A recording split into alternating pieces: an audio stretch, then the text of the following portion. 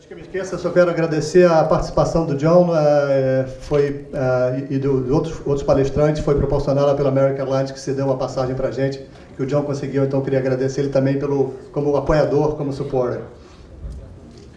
Hello, hello. Why doesn't everybody quickly just stand up, stretch a little bit, turn around in a circle, move your chair, stand up, just stretch. All right. Thank you guys. Sorry, I know that we're a little bit behind schedule, so don't worry, I'm not going to talk for 3 hours, just 2.5.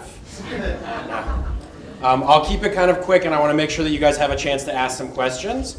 So my goal is I just want to tell you guys a little bit about Mass Challenge, what we are, and then why we launched Mass Challenge, and what opportunities we see moving forward, both with Brazil and generally around the world. And then I'll just open it up for questions. So first off, how many of you guys know Mass Challenge and know what we do? All right, good. So not everybody, but a good chunk of people. So Mass Challenge is the largest ever startup accelerator and the first to support startups with no strings attached. Okay, so Mass Challenge does not take equity from startups in return for the support that we provide to startups, and we don't take revenue, we don't take fees, we support startups for free. Okay, we are 3 years old. We give away $10 million of stuff, $1 million of cash, and $9 million of office space, legal support, airline miles, software, hardware, media opportunities, etc. All the typical accelerator stuff plus actual physical things. And the way that we operate the accelerator is we have a competition format, which is how we give away stuff. Anybody can enter Mass Challenge from anywhere in the world with any startup in any industry. There's no limitations on where you are geographically located or which type of startup you have, which industry. The only criteria is that you have to be a startup, so not a large company. So our only criteria is a ceiling that our guideline is not more than $500,000 of equity-based investment in your startup. So we're focused on pretty early stage. We ignore grants, so if you're a healthcare or life science startup with $1 million government grant, that's okay. We ignore the grants to even it out for life science and energy companies. This is our 3rd year. This year we had 1,237 applications from 35 countries and 36 US states. And then we have a judging process where we leverage experts, venture capitalists, angel investors, lawyers, and successful entrepreneurs and business executives to filter through the applications. We first go from the 1,200 plus to 300.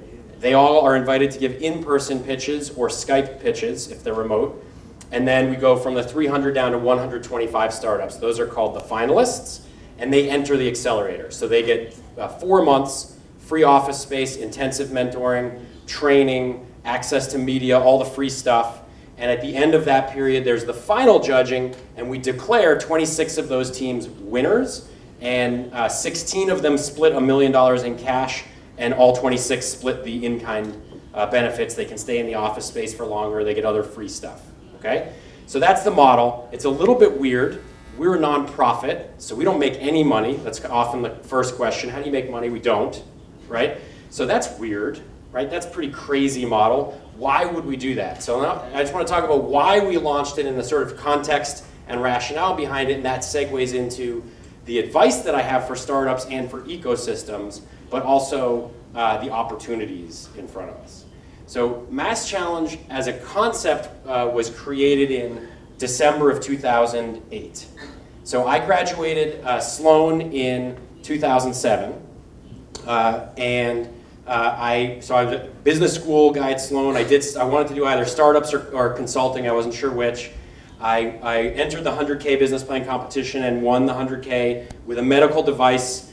2 engineers had the technology. I was the business guy, but I had no real interest in doing that business long term, as a medical device was too complicated for me.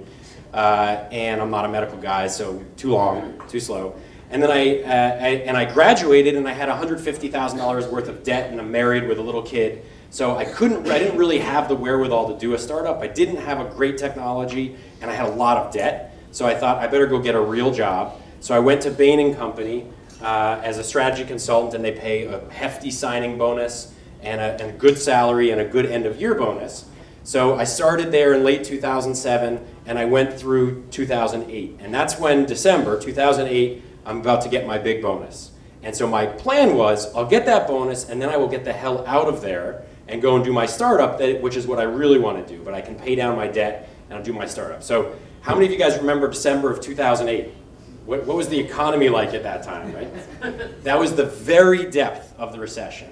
The Dow fell below 7,000 in March of 2009, and it was in free fall in December of 2008, already headed there. So that people thought 10 years of stagnation, next Great Depression, it was like the end of the economy. And the fall from grace of the Western world, the rise of the BRIC countries, and the fall from grace of America, and that was the end of it all. And so here I am, I've got a comfortable job, I don't like it, but it pays well, and the economy has imploded, so what are my options? It's really hard for me to imagine leaving and launching a startup, and I didn't develop a good technology when I was at Bain, so I don't have anything to go with, I just don't like my job. And and I'm working really hard hours, and so I thought I'll brainstorm the whole weekend. I convinced my wife to take the kids after I've been working like a 100-hour week. She hasn't seen me, I haven't seen the kids, and I was like, I'm just gonna spend the whole weekend brainstorming so that I'll come up with something, trust me, and Sunday night at 3 a.m., I didn't have anything. So I wasted the whole weekend, I balled up a piece of paper and threw them away, and I was totally frustrated. And I went to lie down in bed knowing I gotta get up in 3 hours and go back to the grind at my consulting job. And I'm lying in bed staring at the ceiling, just angry at the world that the whole economy imploded and now I have to be a consultant forever, which I don't want to do.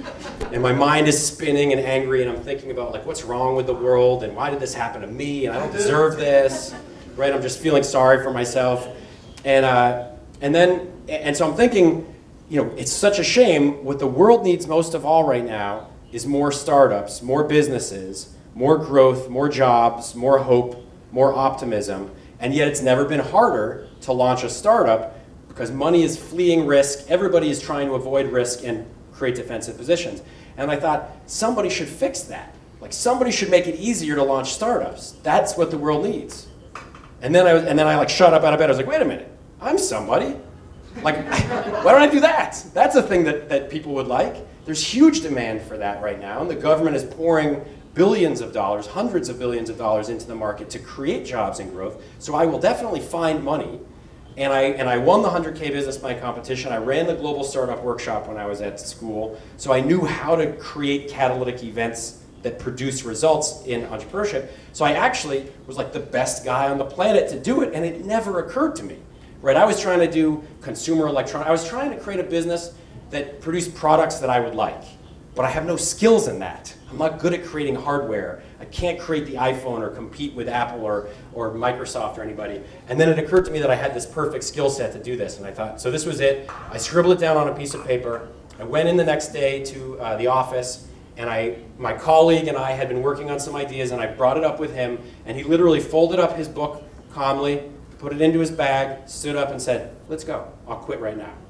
And I was like, let's give it a couple of weeks. And I convinced him to sit down and complete his project. And we talked to some people, we got some good feedback, and then we launched Mass Challenge on this model. Now, so that's the process of thinking. It was really out of need and necessity. But as we went along, our original business model was actually for profit. And we thought we would take an equity stake in the companies, just as the typical model does. And we would have a fund for investment with government money, and then we would sell out that government money at the very first financing event, similar to what they were doing with Chrysler and other models. So it turns out nobody wants the government on your term sheet. It's pretty bad, co-investor. So investors told us in our feedback sessions that was not a good idea, and then we didn't have a fund, so we couldn't invest in because we didn't have any money. And so then we got to thinking like maybe we shouldn't. What if we did it as a nonprofit, or what if we did it without equity? And this was a kind of a radical idea. Like this is the first time that anybody has done this, and it was hard at that point in time to do that. But we made the decision to go nonprofit. It was the best thing we ever did, and here's why. So two things. First is philosophically, right? So philosophically, if you look at the startup community, the vast majority of the value is being created by the startup. Okay, they work really hard. They take enormous risks. And they are creating a solution to a problem that somebody wants to pay money for. So they're creating a huge amount of value for society. And without that spark, without that entrepreneur, that value does not exist. Okay? So it's not the investors and the lawyers and all of the other components are adding value. Everybody is necessary. The community is necessary to complete the process. But the origin is with the entrepreneur. That's the spark, and the greatest element of risk is taken there. And yet they work in their basements and their garages. They are isolated from all of the resources they need to succeed. So in order to succeed, a startup is going to need an investor, a lawyer, technology advisor, business advisor, press and media coverage, customers, technology co-founders and staff members. They're going to need actual technology and office space, all of this stuff which isn't in their basement and it isn't in their garage. And so the beginning stage of every startup is to go on this hunt for resources, which takes 6 to 9 months because their startups have to stand in line. They don't know anybody. So they have to go stand in line, shake 100 hands, talk to 100 people, and then finally find one lawyer that knows something about what they're doing and is willing to help them, probably for free because they have no money. And it's this terrible grind. And after 9 months, they've probably run out of noodles and they have to go back to their day job. And that business just died for want of resources. And the irony is the resources exist and they want to work with the startup, but they just can't find each other, right? So the startup is at this terrible disadvantage in the ecosystem, has no money and no access, and they're totally isolated, and yet they are the key to the equation. So we thought, philosophically, it's not right to take all of their stuff from the very beginning, right? You should empower the startup, and we should encourage many, many, many more people to attempt startups, and therefore we should reduce the cost, the entry cost to launch a startup, and accelerate the process so that there's lower risk, faster turn and success, or failure, but at least faster. So you don't waste 9 months of your life on each startup, but you can find out in 1 to 3 months if you actually have a good idea and it's worth pursuing, and then you connect with all the stuff. So that's philosophically, we just shouldn't be charging the startups, and certainly shouldn't be abusively charging them, but really ideally should have a price of 0. Meanwhile, the rest of the ecosystem, the corporations that benefit, the investors, the government, the media, they all have money. So they should pay to create the startup because that's how they derive their value. Right? They are extracting value out of the value chain created by the startup, so they should be paying to fund the creation of the startup so that they can then down the road extract value off of that growth. And that's the model that we adopted. So philosophically it's right, and then strategically it's actually really powerful, because strategically what we've realized is if all of the value originates with the startups, right, and if the vast majority of the value in any startup community originates with a small number of those startups, a small percentage of them, then the keys to the kingdom are go to those who can accumulate the very best startups. If you can aggregate the top 125 startups in the world on one floor, if we can credibly tell the world, I have 125 Facebooks on one floor in Boston, people will fight to get into that room. People will pay a lot of money to get close to those startups and become their friends and their partners. And so you can get the community to pay to fund the growth of those startups. And you can attract the quality ones because you've set their price at 0. So they have there's no alternative deal that is better than that. As long as you're offering the same quality of benefits, the same level of introductions, the same access, then there's no reason they wouldn't take 0 over 10 or 15% or 20% or whatever it might be. And so then it actually strategically is a dominant model. And once you introduce that model, everybody has to start dropping their percentages and actually converge around the 0%. And what happens then is that you are making it easy for people to launch startups and easy to find out whether or not they have a good idea quickly. And then you can promote massive business growth. You are empowering the creative class of people in society, and you are solving problems dramatically faster. And this is what leads to the startup renaissance, which is what our mission is to catalyze a renaissance, literally a global renaissance. And right now is the time to do it. Technology is converging across all industries. The world is globally connected. People have never been more educated on the planet than they are today. Obviously, there's a lot of room for improvement in all of these areas, but things are so much better now and so much more interconnected that if you can empower the problem solvers of society around the world, then we can radically accelerate the pace of progress and growth. And the beauty of this is it's better for the investors, it's better for the lawyers, it's better for everybody that would like to charge the startup up front if we actually don't. Because the model today is people fighting for a share of an existing pie of value, right? There's two aspects of business creation. There is creating value, and there's capturing value. If I solve a problem, I cure a disease, right? I'm creating a benefit for you in your life because you no longer have to have that disease, and you're willing to pay me money for that. So I'm creating a benefit, and that is better for society, and then you pay me something and I get to keep a share. So that's capturing value. I created value and I capture value, right? And the majority of the economic model today, and I blame Harvard, I'm an MIT guy, so I can do that, but the majority of the economic model today around the world is designed around value capture. How do I push away all of the other competitors and jockey for position and get the biggest slice of the pie that already exists, right? How do I weaken my labor force, weaken my suppliers, weaken the competitors, and get the lowest cost everything and the highest price everything, and then I win, and I have the biggest pile of money. And it's a really short-sighted, crappy system that comes out of it. It works for the individual, it's effective, you can beat everybody else up and take the money, but at the end of the day, you don't create much value, you're just capturing. And the better model is to say, we all have a slice of the pie, what if we made it 10 times bigger?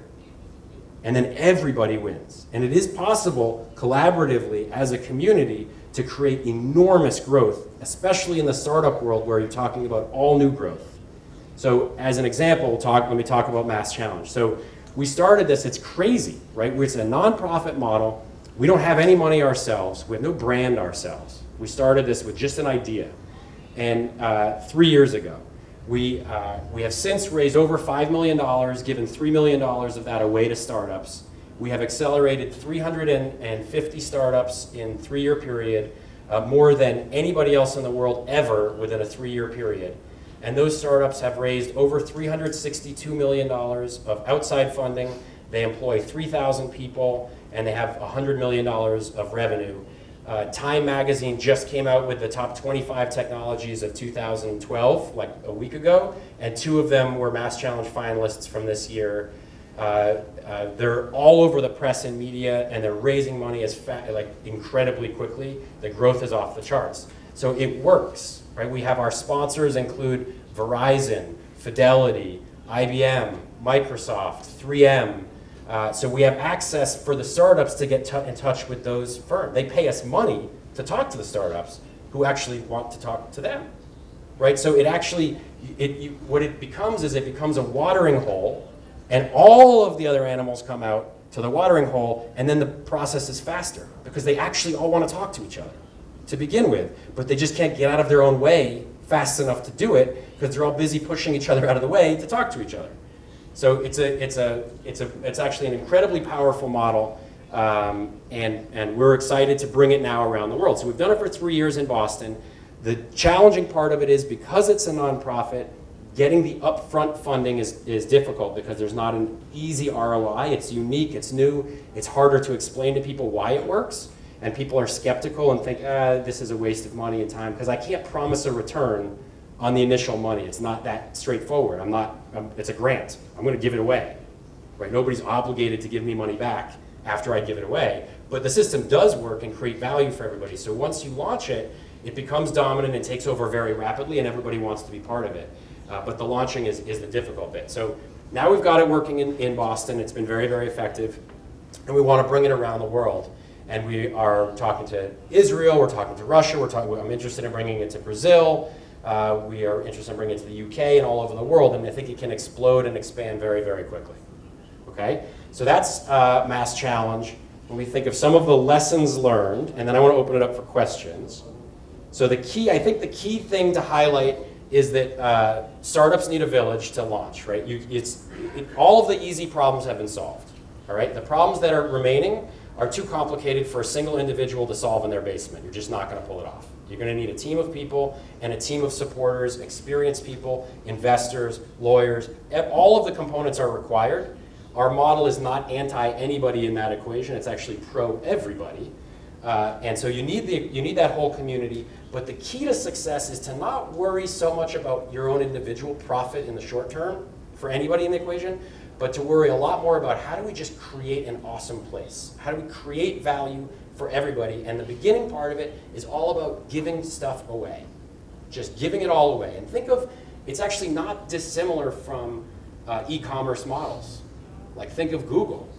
Like nobody pays to search. Search is free. And because search is free, you develop a fanatic following of people, and you can charge somebody else to access that fanatic following. Right? It's just an indirect play. That's exactly our model. We make it free for startups to launch, and because we do, we create a fanatic following of startups, and we can charge other people to access those startups. Same model as Google or Bing or anybody else in that space. And our startups are more enthusiastic about Mass Challenge than Apple customers are about Apple, based on our surveys.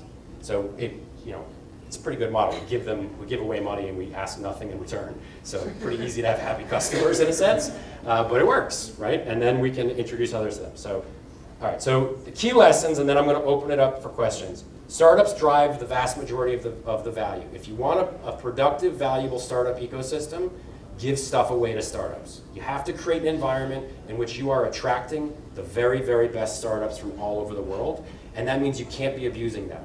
It can't be a bait and switch. It has to be genuine. We just love startups, and we're going to give you free stuff and help you, and it's going to be the best possible place to come and operate.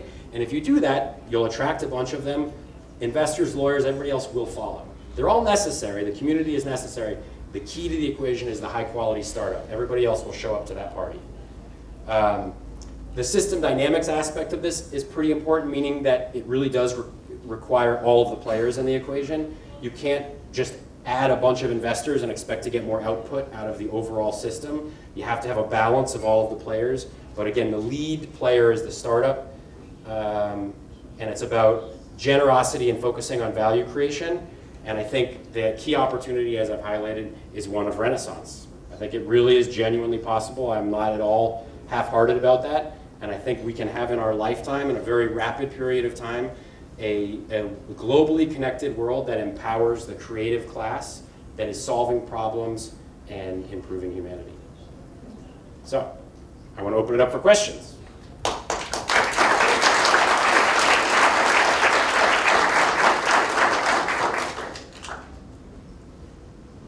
Sure. We all know that people in general tend to relax or stay in a comfort zone when they get stuff for free. I know there are exceptions, but in general, that's what happens. So what do you guys do in order to keep the entrepreneurs on track and work hard all the time? Yeah, it's a good question, and this came up a lot in our early design meetings and strategy meetings. So it's a limited time. That's the deal. Basically, the problem to be solved at the community level is one of filtering and matching. So the key filter is you have to filter for quality, and then you have to match people to resources that are well aligned. And so during that period, stuff should be free. You don't want to create an unnatural hurdle at the very beginning of the process. But for instance, we had 1,200 startups, and then we only picked the top 125 to go into the program, and the others, they get feedback on what is good or bad, about their business, but they don't get the free office space, all the free other stuff that's reserved for the top tier. And then that's a 4-month program where everybody gets that for free. And then there's the final judging, and there's 26 teams picked as winners, and they continue to get the free stuff for another 7 months until the next program begins, and then everybody is kicked out. So it's a maximum of 12-month period where you get the free stuff, and then you better be figuring it out. So the non-winning startups can stay in our office space, but they have to pay rent. It's very low rent. It's like well below what our costs are, but it forces them to think about revenue. Because the idea is like, look, if only the top 10% of startups are ever going to be successful, you didn't get picked in the top 10%. So that might be a flaw in the system. You might just be your timing. There's no sort of punishment or negativity around that. But you really ought to start proving your model by looking to the market to get some revenue, even a small amount. And then if you can, then you can keep turning the wheels, et cetera. Thank you. What other questions? Nobody thinks it's weird to give away free support? Nah. Nah? It's good? Yeah. We have one back here. Hi, you said it was hard to get the first sponsors, the first investors for Mass Challenge. Can you tell a little bit about this process? I mean, you were a kind of a startup at that point, so Yeah. how did you manage to get it? Yeah, it was actually pretty hysterical. And there's a lot of very irrational, surreal moments in our process and development. So the first thing we did was we kind of mapped the ecosystem. We just wrote down, we see this community-driven thing, right? So we break the community down into 6 parts: government, investors, corporations, universities, the media and public, like the mouthpiece, and entrepreneurs. Okay. And then all of them are necessary in some way, shape, or form. And then we wrote down like the top 10 players in each of those groups: the governor of the state, the mayor of the city, the senators, and all those people at the government level, the president of the United States, and et cetera. And those were our target partners. We went around for the investors and did all the same stuff. And then we just set up meetings with the ones that we knew, and we said, here's our idea, what do you think? And most of them thought it was crazy, but they were polite for the most part, but they also said, yeah, that's not going to work, and so we got their feedback, and we wrote it into our model, and sometimes they identified genuine problems, and then we would fix that, and the next meeting we would have it fixed, and we kept going until we didn't get that much critique anymore. And then we started with sort of, I would say, not quite tier 2, but friends of ours that weren't necessarily the hard to reach A players that we felt we needed. And then once we were solid with our sort of friends, then we jumped it up a notch and went to the tier 1 top players that were hard to reach, and we pitched it to them. And so like the main sort of step function moment came when we went to Desh Deshpande, who's a billionaire entrepreneur. He's had 4 startups, each of which had an IPO above $1 billion. He's an amazing guy. He feeds 1.2 million children in India every day. He's awesome. And so we set up a meeting with him. He agreed to take it for half an hour, and he had like students and other people lined up for meetings with him. He'd set aside his whole afternoon to just take half-hour meetings. And clearly, he has nothing to gain. He's already like one of the most successful people in the country, but he's doing it to give back. And so he took our meeting, and we pitched him, and he said, and it gave him the whole pitch, and he said, oh, that's nice. I like it. It's a good idea. Somebody should do it. And we were like, well, we're somebody. That's what we're doing. That's why we're here. We're doing that. That's what we're doing. And he said, I have one question for you, which was, have you quit your jobs? And we had, and he just needed to know that we were serious. And then he said, okay, then I'll help you. Write down these names, and I'll introduce you to them. And it was the president of MIT, the president of Babson, the president of BU, the president of Northeastern, top 5 lawyers, top 5 investors, top 5 entrepreneurs. And he said, it was about 30 names, and he said, send me a draft email, and I'll send it to each of them tonight, and you can set up meetings with them. And I swear, every single one of them had replied within 12 hours of getting the email from him, and he sent it at like 11 p.m. And some of them responded within 2 minutes. And it was like, I'll clear my schedule, when would you guys like to meet? And we asked him, Dash, to sign a letter of support for us that was pretty generic. It just said, I think this is a good idea, and it said you should support it, not him, but you, the other people, should support it. But it had his signature on it. And then we brought that letter to all of them, and we got them to sign the same letter. And so we came back, he said, go talk to them and come back to me and tell me what they said. We came back, and we laid out all the letters like it was a royal flush. We were like, send us out we got a signature from everybody, right? And he goes, so you're good at marketing. So what? And we're like, well, that's what you asked us to do. What do you want? And he says, who's going to pay you money? Where's your first check coming from? He said, you've been going to bed happy every night, haven't you? It's fun to sell ideas. Everybody loves an idea, and it's free to sign that. I signed it. Who cares, right? He goes, who's going to pay you money? Go and get some money and come back. And he said, now you're going to be going to bed crying.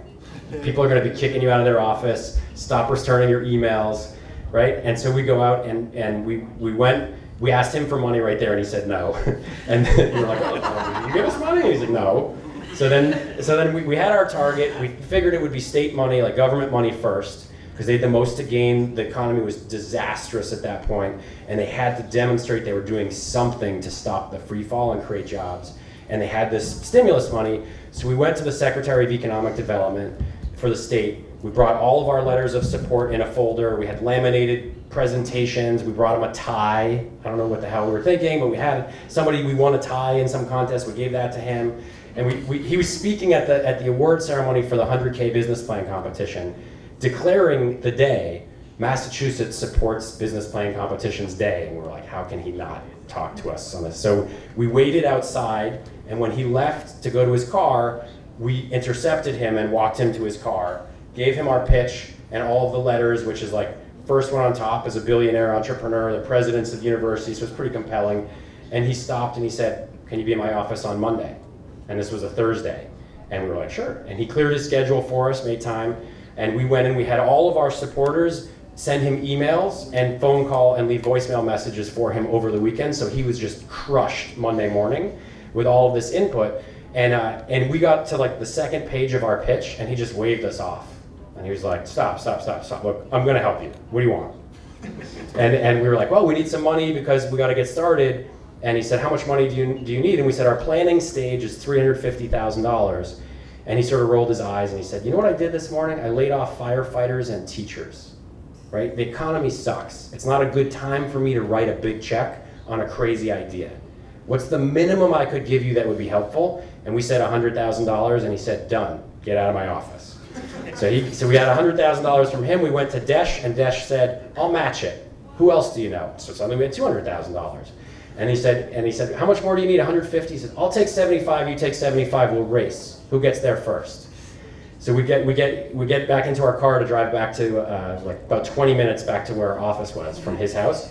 He calls us like 4 minutes later and goes, I'm done, how are you guys doing? And we're like, well, we haven't called anybody yet. I don't know those people. I don't know what you're, and he goes, well, you better hurry up. I put my ass on the line for you. And so did the governor. You better get it done. And he said, literally tomorrow I expect to get an answer from you. I hope you pull it off. Have a good day. And we stayed up all night like trying to brainstorm, like who the hell are we gonna get $75,000 from? And we just were mad, frantic. And we called the governor's team and we're like, we gotta get this money. Dash is mad at us, I think. I don't know, I'm not sure how to do this. And they gave us some advice and we called around and we figured out in Microsoft, the governor was gonna announce it at Microsoft. And so we called up Microsoft and said, you know, and this was the governor's team's advice. They can't help you with fundraising, but they helped us with our pitch. And it was that you never ask for money, you provide the opportunity to be part of it, right? And so we called Microsoft and said, look, the governor's gonna be announcing a new initiative at your building. I just wanted to make sure you were aware of it so that if you wanted to be part of it, you could be, so you weren't surprised. Because you know, Dash is involved and it's going to be amazing. So I didn't want you to be surprised by it. And so they said, well, we're interested. What, you know? And so they offered $50,000, and I was like, oh, it's $100,000 is what we're asking for. So 50 isn't enough. And we were negotiating for $50,000 to $100,000 over something that didn't exist. And we went back and forth with them all night, and we eventually got them up to the 75K that we needed. And that was one of the most surreal moments that I was like, I can't believe that yesterday, literally 24 hours earlier, we had $0 and it was a crazy idea. And now we were negotiating with one of the largest companies in the world, telling them that $50,000 in return for nothing was not a good enough deal for us. And that we absolutely had to have $100,000 or we wouldn't take it. It just wasn't enough. And then we got them up to 75K and eventually we folded and said, okay, that's good, that's pretty good. But it was hard, and it took us a couple of months, but there was a lot of strategizing, and we just talked to the community. We went out, when the idea was dumb, we were still pitching it. It didn't matter, and then we got smart by having the world tell us what was dumb. And then it made it better and better, and so by the end, it represented the opinions of like almost 2,000 people. And we had meetings every day from 8 a.m. until 8 p.m., 3 of us separated in different groups. So we met with literally like several thousand people and integrated all of that feedback so that it was pretty smart by the end. And then we just we knew where the money was because we'd already met with them and we just went back and asked. So.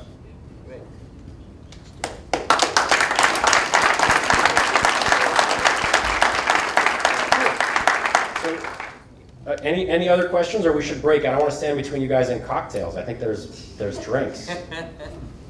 Any last questions? We'll do one last question. One more, and I'll answer more briefly. This isn't a question. I have to make a comment. So I was there at that Microsoft launch, and what I want to tell you guys is that Boston was already a pretty rich startup ecosystem. So it wasn't like, you know, that there was nothing going on. But these young men came along with a brand new idea, and they somehow got all these people who've already seen the whole startup thing before, all excited. So it was a brand new idea of starting up startups and he got it done. You see how engaging this is, right? How amazing this is. Any one of you guys could do that here. Yeah. Any one of you could do it here. All it takes is the desire and the drive. Yeah, this was the key takeaway for me from my time at MIT, which I so deeply valued, was just being around amazing people and realizing that they're actually regular people that just decided to be amazing and do amazing things. And it's all, and like literally when I got to MIT and I went to some mixer and I was like, so what are you doing? They're like, oh, I developed a $2 water filter that removes arsenic and will prevent 40,000 children from going blind this year. And I was like, well, that's pretty amazing. What do you do? And they're like, I'm bringing solar thermal energy to sub-Saharan Africa and go around and you're like, these are all unbelievable things. And I didn't think corporations were allowed to do that, but you're doing it like as a person. And I was like, I was thinking of being a consultant. So that's probably not that good of a goal. I think I should raise my target. And it really is just a matter of deciding you're going to do something, and then if you are sincere, and this is the key takeaway that I look for in the startups that we work with, is passion. You got to care deeply about what you're doing, and if you do, that's the number one thing I care about, and that's what Desh cared about too. He saw it in us and he said, I see the energy, the idea is crazy. It wasn't a good idea at that point. That was before we refined it. But he said, but you guys seem serious. Have you quit your jobs? And the fact that we were 100% committed meant that we were going to pull it off. And that's what it takes, and that means that you got to do something you love. You got to do something you care about. And it can't be for the money, it can't be for fame, it's gotta be because you can't not do it. Like you wake up every morning, and if nobody ever paid you, you wouldn't stop doing it because you just love that thing. And if that is the case, then the world will support it, and you actually will find wealth and fame and fortune in it. But first you have to find your values and what you care about, and then anything is possible. All right?